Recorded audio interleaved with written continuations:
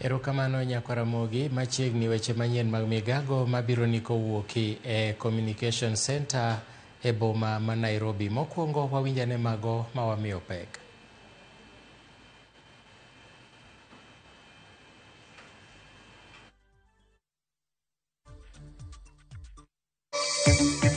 Nissan Windroad ilikuwa inatoka upande ya Nakuru ikielekea Nairobi, while the bus ilikuwa inateremka kuelekea Nakuru.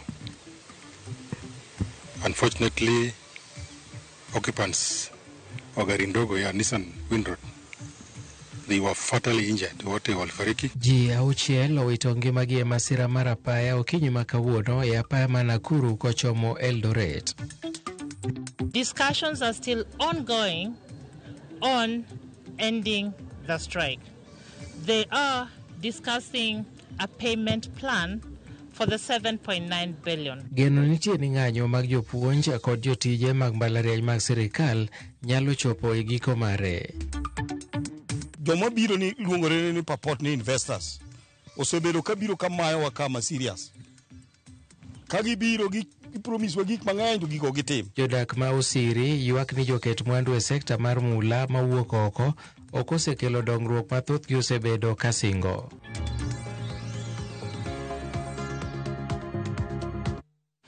Erokamano Nyakwaramogi, gi thuolo mar oro ote machuok motudore gi weche manyien e laini maro mar ote machuok 236000 machiegni nyinga Milton Ochieng Awuor. E kaunti ma Nakuru e gweng' ma Soisambu en ni ji auchiel owito ngimagi e masira makoch mar apaya. Masirano notimore ka saa 8 mar otieno ma piny orugodo kawuono e kind bas manochomo Nakuru kod nyamburko matin manowuok yo Nakuru.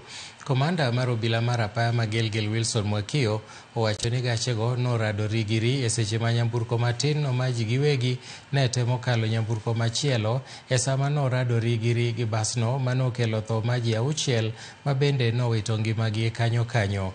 Kwan mar ji mosewito ngimagi apaya no koro e bwo dwe achiel osekalo 20 ka ringre ji auchiel go nochwal e kar kano ringre mar kathieth mar Gilgil. Ile ajali ilitokea asubuhi upande karibu na Soisambu, kata ndogo ya Gilgil sub-county. Ilikuwa inahusisha bus kampuni ya Promise na gari ndogo aina ya Nissan Windroad. Nissan Windroad ilikuwa inatoka upande ya Nakuru ikielekea Nairobi, while the bus ilikuwa inateremka kuelekea Nakuru. Unfortunately, occupants wa gari ndogo ya Nissan Windroad, they were fatally injured. Wote walifariki na roho zao Mungu azilaze mahali pema peponi. Makosa kubwa ambayo tunaona kama ilitokea ni upande ya bus. Ilianza kuovertake magari zingine ikiteremka bila kuangalia ile gari ambayo inatoka upande ya chini. So wakati iliingia upande ya Nissan mahali ilikuwa inapandia, ndio zikakutana head on. Nataka kuwahimiza madereva na watumiaji njia mahali popote wawe waangalifu, wasiwe wana overtake bila mpango, bila kuangalia mbele iko namna gani. Hasa wakati huu, wakati tunaelekea msimu ya Krismasi na masherehe mbalimbali. Geno nitie ni ng'anyo mag jopuonj kod jotije mbalariany mag sirikal mosebedo kadhi nyime e thurka nyalo chope giko mare. Ma en kaluwore gi rombe mosebagi e kind sirikal kod riwruoge mag jopuonj mag mbalariany go UASU kod KUSU. Kaluwore gi jagoro mongirore e bad migawo mar somo mamalo Beatrice Inyangala, riwruoge go eko nochopo winjruok bang' rango maler gowi margi machakre higa 2017 nyaka sani ma en siling bilion 7.9. Kanolose kaunti ma Bungoma e kach ng'od bura ma Kabuchai e nyasi mar sidho jopuonjre osimbe, Inyangala nowacho ni sirikal dhi rango kaka loso weche tije e pachoka. We undertook an exercise of auditing the payrolls and confirming what was outstanding payment to the lecturers and non-teaching staff arising from the 2017-2021 CBA. And following that audit, I can confirm that what is outstanding is 7.9 billion. So that figure has been agreed upon between the representatives of the Vice Chancellors and the unions, UASU and KUSU. As we are here this afternoon, discussions are still ongoing on ending the strike. They are discussing a payment plan for the 7.9 billion. David Maraga, mabende oselaro dwaro mare malaro komten piny Kenya e yiero maduong' mabiro, okwayo jodak ma Kilifi mondo neni ogo ombulu kod rieko e kinde yiero mar 2027. Kanowuoyo e kinde romo mar yawo apisi manyien mar duond burane ma United Green Movement UGM e boma ma Malindi, Maraga nokwayo jodak ma Malindi mondo go ombulu kod rieko e kinde mar yiero no. Oyuago mibadhi mogo tache pachoka, somb jopuonjre ma ok ni kare kod ng'anyo ma kinde ka kinde kod jotije sirikal, kowacho ni tije ma pachoka otamo jotelo, kendo ni Maraga omedo nobiro neno ni omenda mag piny owacho otigo deo makare. Jiandikisha, lakini muko na ndugu ambao watajiandikisha. Sungumuza na wao wajiandikishe, wakuwe na kura ili siku ile ya kura tupige kura. Na kitu ingine tafadhali, watu watakuja hapa na pesa, akupatie pesa, lakini fikiria huyo mtu kwanza, hiyo pesa ametoa wapi? Sio yake. Mjue kwamba hiyo pesa sio yake. Hiyo ni pesa amewaibia, anakuja hapa na wapatia, mnampigia kura, tunaendelea kuwa pahali hapo. Tunaendelea kuwa hapo na zaidi hata tutaenda chini. Musikubali kudanganywa na pesa kidogo, shilingi 500, shilingi 1000. Hiyo 1000 itakuja kukusaidia nini? I hope kila mtu amechukua kura, kwa sababu hiyo tu ndo itatupigania tukifika pale kwa battleground come 2027. Hatuna option nyingine. Number 2, kuna uchochezi imeanza kutokea hapa wakati huu kuhusiana na ukabila. We know this is a divide and rule tactic for the politicians. When they are in private, they are dining together without minding which tribe they belong to. But wakikuja huku kwa ground, wanataka kutukumbusha mimi ni Mjaluo, huyu ni Mkikuyu. Tusikubali kugawanyiwa katika msingi wa ukabila. Riwruogo nagi midendo ni osiepe Ilikoni Mombasa sani koro wuok oko masiro jowetegi mapoko nyombo kod mago mapoko gedo kaluo. Magi koni en kaluore gi pek mar ngima manyoro oganda mathoth modake e boma, gino mabende gikoni osebedo ka mondo oganda mathoth dokie dala. Jafwambo marwa Joja oko nigi ler mathoth kowuok kadhwadh Nam Chumbi. En gweng' mapwani e od bura malikoni Mombasa. Kae ne ayudo ka riwruog joluo midendo ni osiepe obago nyasi mar siro achiel kuomgi. Kae ginyisa ni achiel kuom sir magitimo ne jokanyono en mano mar nyombo kaluwore gi pek mar ngima ma oganda mathoth kale kapango. Sadi nyombo tek. Yudo ka ng'ato sidak gidako higni kata par gabich. To mondo mi ochak modhi kodgi dako tek. Kata kako dak sadi ng'eny ji odak gima yudo to chamo, gima yudo temo chamo. Koro yudo mondo mi uchok singa 20 dichiel miyo ora diang' achiel tek. Tiwacho ni dhako kata bedo kata mande dias ka pok itero dhok dalage to mano ng'ano osiep. Koro yeno ok inyal develop gi ng'ato ka pod utimo kode ang'o, itimo kode osiep. Koro osebedo na tich mayot kabisa wan joma mine. Kosiepe konyowa wan bende wan joma mine mondo mi odhi onyuol, nikech kosenyuol go ka in gi duol e odni. Moko kuom chike luo gi koni bende osebedo ka kelo pek ka winjruok e kind anyuola mamoko bende osebedo ka kethore mana nikech weche ma kamago. Yudo ka chike luo iro ni an wuoyi matin kata nyako ni en nyako matin, maybe dichuo motedo ne nigi nyalo.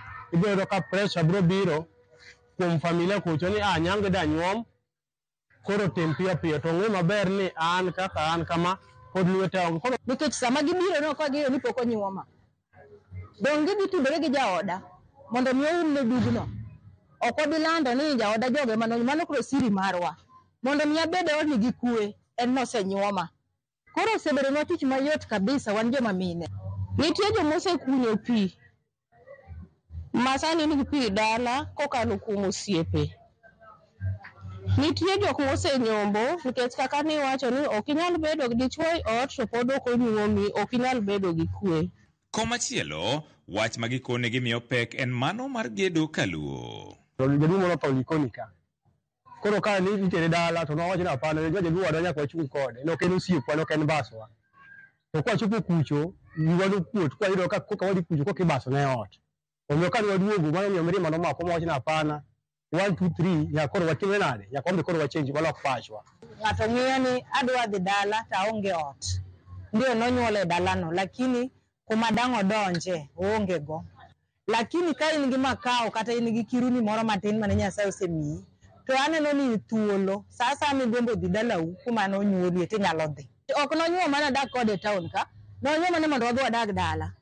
To dala gimoro amora. Koro kanya dak kode e town ka, indaw town ka wadak e ot maber, to dala to onge gi ot. Koro mi ot no nyaka kuongo bed go dala. Eka nyalo bedo gi kwe. Bende kanyalo luongore ni an chi ng'ane, atedo ka ng'ane. Weche mag ohala, somo kaachiel kod pur bende gikone gitemo jiwore mar loko ngimagi e sani kod thuolo mabiro. Nitie joma tiyo, nitie joma ok ti. Ne waneno ni mondo mi wabed e route achiel, jok mane onge tich ni wabet mama na wasolo ni pesa kaka osiepe mwayawo nigi biashara mondo mi wajiendeleza. To wawinjo ga ko giga diere mag holidays kilando ne jo town koro dhi dala to gidhi chamo chiemo manok gipuro.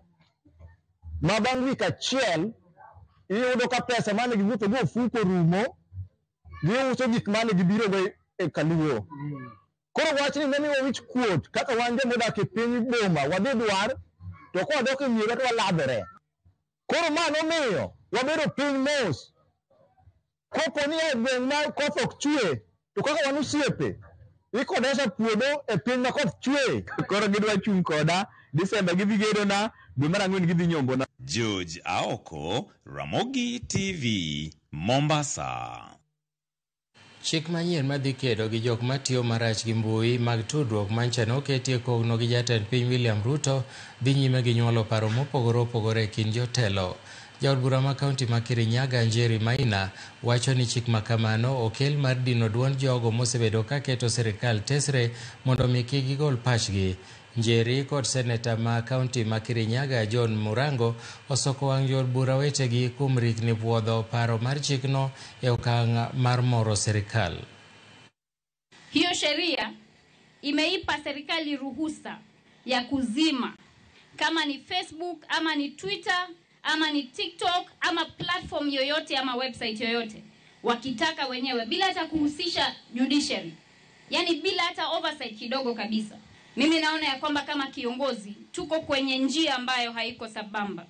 Juzi tu tulikuwa na wanajenzi wengi ambao walikuwa wamepelekwa makotini wakistakiwa na kosa la wengine walikuwa naambiwa ni uhaini, wengine walikuwa naambiwa kwamba ni mamluki. Ndio tunasema sheria kama hizo asifai muda kama huu. Na ndio ningeomba wananchi ya kwamba tukae macho, kwa sababu mbunge kama imeamua kuwa itakuwa inapitisha sheria bila kwenda kuongea na watu. Sijui nani alikaa chini na mwananchi kama hapa Kirinyaga saa hii akasema kwamba mashamba yao wote wanataka igeuzwe iwe ni kukondishwa, itakuwa na liso udama inakodishwa miaka 99.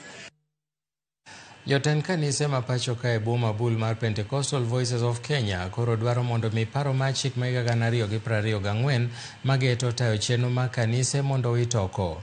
Maeri en kaluwore ni paro ma kamano ok ochiw thuolo ne kanise mamoko ahinya te yor bedo gi duol mabiro chung'negi loso chike matayo ute lamo duto e pacho ka. Paro ma kamano yango ni duol noero biro ting'o jotend din e boma bul mar NCCK, KCCB kod Evangelical Alliance of Kenya. Jodologo bende kwedo mabor paro mar dino ne kanise ariwore kod josiasa mar ni gin jokristos mana kaka oganda mamoko. Onge jasiasa manonyuol kwa e polo. Josiasa duto te ma wan godo duto te gin mana achiel kuomwa. Moko nyithindwa, moko minewa, moko wetewa. Ok wanyal keto gi kando. Seche ma gin machiegni kodwa eka wawuotho kodgi. Ka nitie gima achiel kuom kata ariyo marach kuom eigi, kanisa ema nyalo chung' motegno mondo mi chunygi lokre, mondo mi giti yo mowinjore. The commission is proposed to comprise of, among others, the Conference of Catholic Bishops, National Council of Churches, NCCK, and the Evangelical Alliance of Kenya. While we have nothing against them, these bodies do not represent the diversity of the church in Kenya.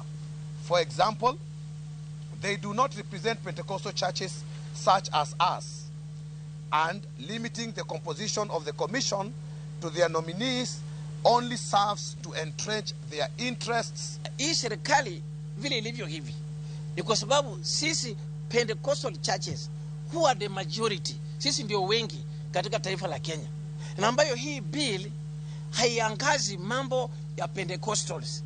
Kwa njia nyingine imetengenezwa ili kugandamiza na kuweza kufunga makanisa ya Pentecostal. Erokamano Nyakwaramogi, ma en Ramogi TV, to magi gin weche manyien mag migago. Pod wan gi mamoko mwaduogogo bang' ka oyweyo mokwongo. Kik idhi mabor.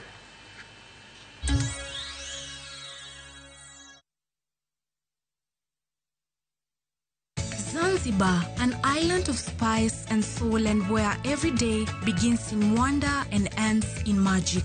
Wander through the winding streets of Stone Town. Sail away on a sunset door cruise. Breathe in the rich scents of the spice farms and escape to Namba Island for a day in paradise. Come with someone you love or come alone and make the island your own. Enjoy 4 unforgettable nights from only $950 per person sharing or $1,190 for a solo trip.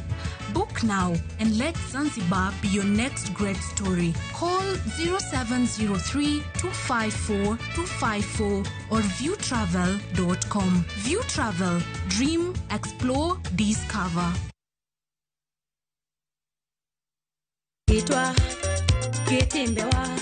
Kokalo e chuny nam, e tiend puonj koda timbewa.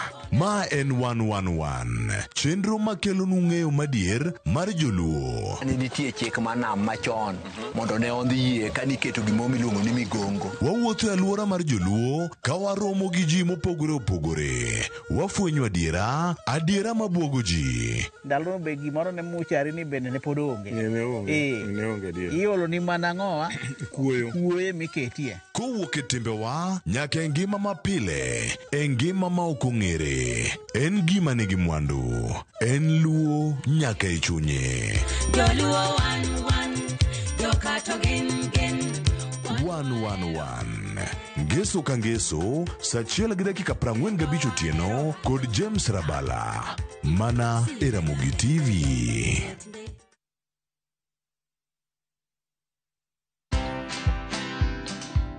Yeah, it's called pivoting. So they are pivoting to Kenya, which is a good thing. You know, it's when you have your headquarters in New York, it's extremely expensive. Or your headquarters in Switzerland, you know, it's extremely expensive. So Kenya would be, you know, comparatively cheaper. And so they want to try and grow Nairobi to the extent that it is like it can hold an assembly, a UN assembly. And I think for me, that is excellent. One, it means that there'll be more jobs created. Watch this story and more. Download the Citizen Digital app or visit www.citizendigital.com and find the Citizen Originals portal. Kenya's #1 app, Citizen Digital.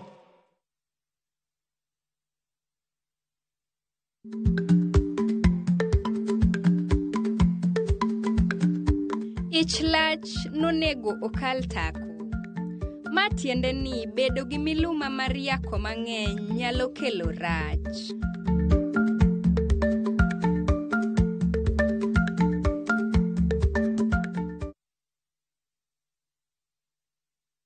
Ne to kori winjo, kika winj kucha koluonga ni mbabas nikech koro uneno kan gi pesa moro matin. View sasa ndio nyumbani kwa the best local dramas. Nataka ripoti ya Hansi pamoja na mkewe. Comedy za kuvunja mbavu. Telenovela bora zaidi kwa lugha yako. Anaere ainya prita. Tokendo kimora more wi mora. Na sasa una nafasi ya kushinda zawadi nono ndani ya promotion kubwa ya Jipange na View sasa.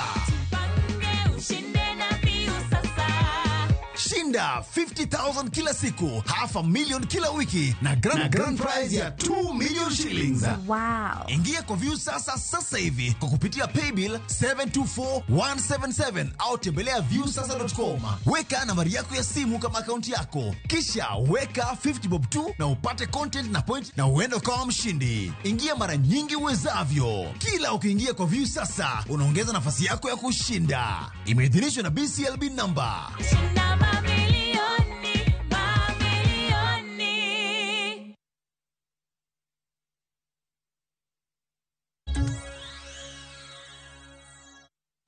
Machiegni kendo jokuny mula matindo kod jodak ma osiri e sub-county ma Nyatike ywak ni joket mwandu mantiere sekta mar kunyo mula mawuok oko mar kaunti ma Migori ok osebedo ka kelo negi ber kata dongruok mathoth osebedo ka singo. Jafwambo marwa e kaunti ma Migori George Juma notwago oganda ma osiri kendo miwa lipot makama. Sekta mar kunyo mula e kaunti ma Migori osebedo kar nweng'o mar oganda mathoth e kaunti ma Migori kaachiel kod oko mare. Sekta ni oseyweyo joket mwandu mathoth mamoko wuok nyaka oko mar kaunti ma Migori kaachiel kod oko mar piny Kenya. Jodak ma osiri kod jokuny mula matindo wan joket mwandu to ahinya mag wuok oko mar kaunti ma Migori osebedo ka keto singo mathoth e kinde ma gimanyo thuolo mar timo ohala mar mula. Kata kamano thoth singogi ok gichopi. Joma biro ni luongore ni purport ni investors osebedo ka biro ka mayowa kama serious. Ka gibiro gi promise wa gik mang'eny to gigo gitim. Dwaro sirikal ni ka sama wayudo investor gibed kodwa machiegni mondo wandik gi investors gi agreement ka gimbe gibede ma gidong' gi kopi margi ma gimbe gikonyowa oversee gik matimore ma gineno ni investor mobiro kuom jogweng'ni ok owang'ogi kata exploit gi. Giwane moko kuom joket mwandugi koro osebiro mana ka tiyo kod jotend arita kwe e bugogi e kindeno mag dwaro mondo koro gichopi singo mane giketo. Jodagi ma osiri ka otele kod jakom ma jokuny mula matinde kaunti ma Migori Kefas Ojuka wacho ni joket mwandu sanja ema osechopo moko kuom singo mane gichiwo ne oganda ma oting'o kunyo pige, losa peini kod mamoko. Watime Kinyaluo ma samoro hinyowa to nyaka ne joket mwandu bika waseyudo joket mwandu mang'eny mondo mi obi okonywa to kech sala masane wadhigo ni e ng'ama osetimo gima jogweng' mane dwaro mang'eny mosechiwo dwaro mondo gichak kunyo mwandu karwa ka kendo gisingolwa weche madongo mabeyo mang'eny ma gidwa timo ne jogweng'. Kata manyicho timo mogik nosingo ni biro gero skundwa maluongo ni Osiri primary kod Osiri secondary ma gichake gi tiende nyaka gikone. Odhi owiro mana wall gi rangi to duogo weye kanyo. To ken kende mang'eny mosebiro mawuondowa kamano. Kobiro ka to konowa ni chielo kuondego te ok gimiwa access, police be man giketo kanyo, wan koro waonge go authority mar donjo kanyo. Giwacho ni kwiri ma itiyo godo kuondego mag kunyo mula osebiro ka hinyo oganda mathoth ka joket mwandu matiyo kod kwirigi bang' kosudo mula ma gidwaro to giloko tokgi ne oganda. Koro adwa mana challenge investors moko manyalo biro niya gibi mondo gipiem but gibi mondo change the lives of the community mana kaka ma wan go sane temo ni. Wako investors moko to wadwaro investor ma kubiro to gineya maber. Investors mosebedo ka biro ka moko ok bigi gik ma sirikal dwaro. Giwuonda kech wakia samoro kaeto gichako tich kaeto bang'e ifwenyo ni kare gichako tich e gweng'wa ka barupe monego gibed go onge. Koro gikethonwa mana sa gik ma gising'onwa ka bende ok gitimo mano gimoro sirikal odonje mondo okonywa. Kwiri ma itiyogo gi e kuonde kunyo mula ma oting'o mercury oseten kod midhieche mathoth ma oting'o tho mar jamni, kethruok mag puothe kaachiel kod tuoche. Wewa gi bugni ka giweyo bugni go pi opong'o suna kawa thuonde dake bugni go bende gonwa nyithindo kata jowo madongo kata ng'at moro mobilo gimo marach kier madhi donje miwinjo ni kiny ng'ano tho. Manyiso ni ok gikonyowa to mwandu to gikawo turi kendo irwako gi thuchegi kaka suja. Amobiro ka mo promise wa gima duong' the highest bidder wakawo ok wanyal kawo ng'ama onge gi gik moko. Omiyo wan kaka jopiny we are serious kendo wanyiso sirikal nikech tabu mwan go gi be sirikal ni e iye. Oganda mathoth modak e alworano mar kuondego mag kunyo mula ma oting'o siri pod oketo mana geno margi kuom pige ma oting'o mag aoche ma ichich ni kwiri ma itiyo godo e kuonde kunyo mula pod donjie. Kuonde kunyo mula gi bende osekelo tho kaachiel kod hinyruok mag oganda mathoth e kindeno ma gimanyo nweng'o. George Juma, Ramogi TV, Migori.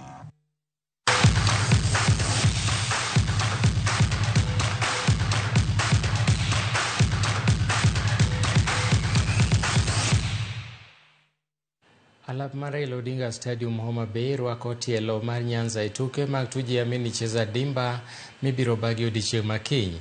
Tielo ma Nyanza biro kelo kanyakla timbe mag yawuoyi 6 gi manyiri 2 e pool mar A mar yawuoyi oting'o timbe kaka Wendo FC, Bondo United FC kaachiel gi Shabana Youth FC, ka pool B oting'o Mawego FC, Bobaracho FC kaachiel gi Sindo Select. Masosa Starlets biro rakore gi tim mar Magina Starlets e final mar nyiri. Joloch e kidieny mar yawuoyi biro dhi dala gomenda maromo silingana 750, lewni mag tugo kaachiel gi tegruok ma higni 3 e weche mopogore opogore, ka joloch e kidieny ma nyiri bende biro yudo omenda maromo 50,000. Luki kuja grau, sometimes unapata hakuna keroma kwa nyumba, so unakuja kaa ujakuna, unaipiga zido, unarudi jala, bado na unaweza kuwa na kuna wengi wetu tuko na familia, like mimi sasa ndio ninamsupa kwa nyumba. Had expecting the zido jioni na rudi na kitu. Which team saidi apata sponsorship, so nikipata hiyo opportunity tanisaidia sana. Si ndio tumekuwa the top huko juu, tumekuwa tukipiga hizo matimu zingine, so tukadecide pia tukujaribu huku tuone kama tunaweza pata hiyo sponsorship kai. Kuna wengi wetu huku hivi wanasumbuka story na viatu, vitu za kutrain, so itatusaidia tu sana. Mimi niko tayari wakati wowote, kwa sababu vijana wangu ni watu tunacheza mpira. Sasa kitu nitafanya, najua naenda kucheza tournament ambao ni kubwa sana, na expect challenge kubwa, so lazima ni prepare vijana kukimbia dakika mingi, kwa sababu hiyo games zitakuwa mingi. My dream ni kucheza top tier league. That is what exactly I'm aiming at. That is why we are pressing hard na players wangu. Tuone kama mmoja ama wawili wakifanikiwa waende ngambo, we will be very happy. We are very happy to have you here promoting grassroots football, and that's what we need in this area of ours. And partly, I'm training my team in the field, and we are very happy that you've come here.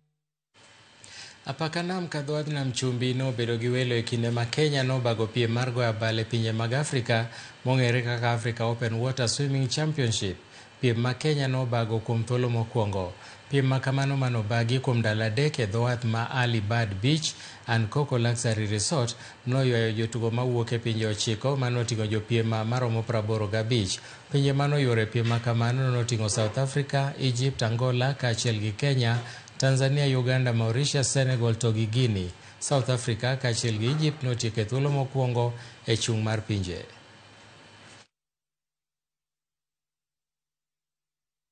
Corner Albertina from South Africa, 27 Mohamed Adam from South Africa. To kindly stand, if able, for the national anthem.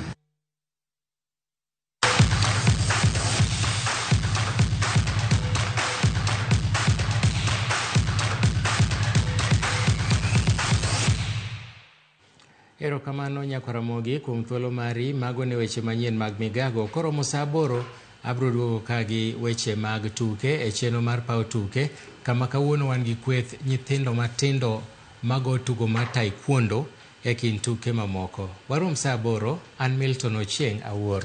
Oriti masani.